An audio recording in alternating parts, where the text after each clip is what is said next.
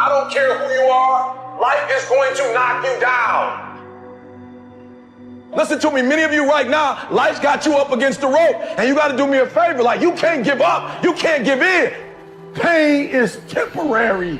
Pain is your friend. Pain is going to take you to the next level. When you going through pain, I know what you feeling. I know exactly, because I've been there, I've done that, but you got to work through it. And the reason why most of you are not successful is because every single time stuff not going your way, you give up, you quit, you let go, and people feel weakness. They feel it. You can feel when somebody's not committed, when they're not all in, when they're not dedicated. And there's another level you get to when you go all in. Winners win and losers lose. There are going to be times that you're going to be wondering, why should I keep showing up and working my business? Why should I keep at it? Why should I keep showing up to the conventions? Why should I keep picking up the phones and making the phone calls? Why should I keep fighting for my goals and fighting for my dreams? And what I want to remind you is that you got to show up for your life regardless of the circumstances. You got to show up in spite of the naysayers. You got to show up in spite of the conversation going on in your mind. You got to show up for your life, because if you don't, nobody else will. If you want unreasonable results in your life, you've got to be willing to be unreasonable. Part of being unreasonable, you don't judge according to appearances. Part of being unreasonable, you can see it because you believe it. You must have the faith to call forth those things that be not as though they were. You've got to decide, I deserve this, and I'm going to have it. You've got to say yes to your life. You've got to say yes. Yes to my dreams. Yes to me. Yes, I can make it. Yes, I can. Doesn't matter how many failures I've made. Doesn't matter how many mistakes I've endured. Doesn't matter about my defeats. Doesn't matter about what I've done. Yes, yes. I don't care about the fact I'm in a hole now. Doesn't matter about where I am. The last chapter to my life has not been written yet. If you judge me now, you'll judge me prematurely. I'm still in the process of transforming my life. I'm still in the process of becoming. Yes. The brilliance of Thomas Edison was not in his mind. It was something much more ordinary and often much less respected. I've got no imagination, he once said. I never dream. I've created nothing. If you're someone who doesn't like Edison, you might think that this is Edison admitting to stealing his inventions from other, more brilliant inventors, like Nikola Tesla.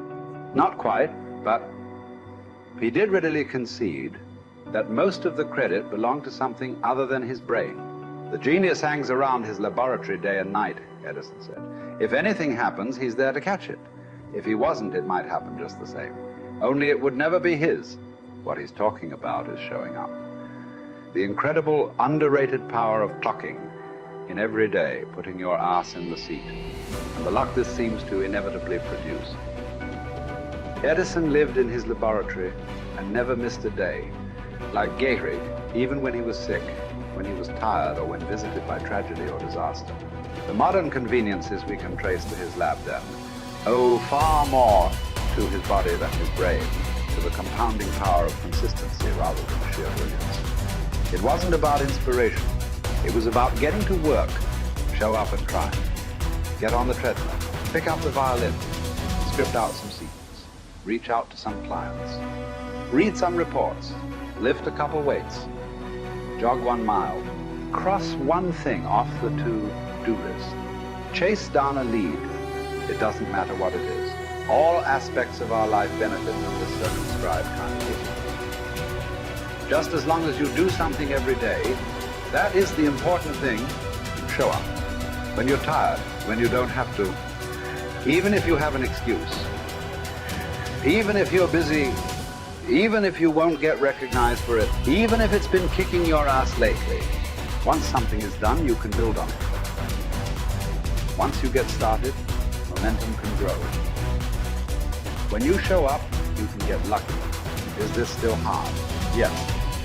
But the good news is that because it's hard, most people don't do it. They don't show up. They can't even do one tiny thing a day. So yes, you're alone out there on the track in the rain. You're the only one responding on Christmas. But having the lead is, by definition, a little lonely. This is also why it's quiet in the morning. You have the opportunities all to yourself. Don't worry about setting any records. Just report for duty. No excuses. And here's the irony. This is also a way to break records. Consistency is a superpower. Day to day, willpower is incredibly rare. Lowell Gettrig was a solid position player and a good hitter. But his success really was rooted in the fact that he didn't miss many days of work. It's quite likely that had he continued at his normal pace and not been stricken with owls, that he would have put up career numbers that surpassed Babe Ruth. Gettrig wasn't just able to show up despite injuries and fatigue. He also had to push through ennui, doubt, and just plain not feeling it. He had slumps like we all do, but he also understood what they meant. As a minor leaguer, he had struggled at the plate and thought about quitting. The Yankees' owner sent down a scout to walk Gehrig through the very basic math of a batting average. A good hitter hits 300, and hitting 350 is terrific. Hitting 400 is almost unheard of. What does that translate to? Missing on 6 tries out of 10. A hitter can also go days, weeks without touching the ball. That's what the scout told him. The most important thing a young ball player can learn is that he can't be good every day. You don't have to always be amazing. You do always have to show up. What matters is sticking around for the next at bat. The ability to do that, coupled with the ability to endure what John Steinbeck called dogly days while writing East of Eden. Those days when everything seems out of whack, when you're just not feeling it, when the distractions won't stop, is the first step to greatness. Literally. You cannot be great without the self-discipline to do that. One thing a day adds up. Each day adds up. But the numbers are only interesting if they accumulate in large quantities.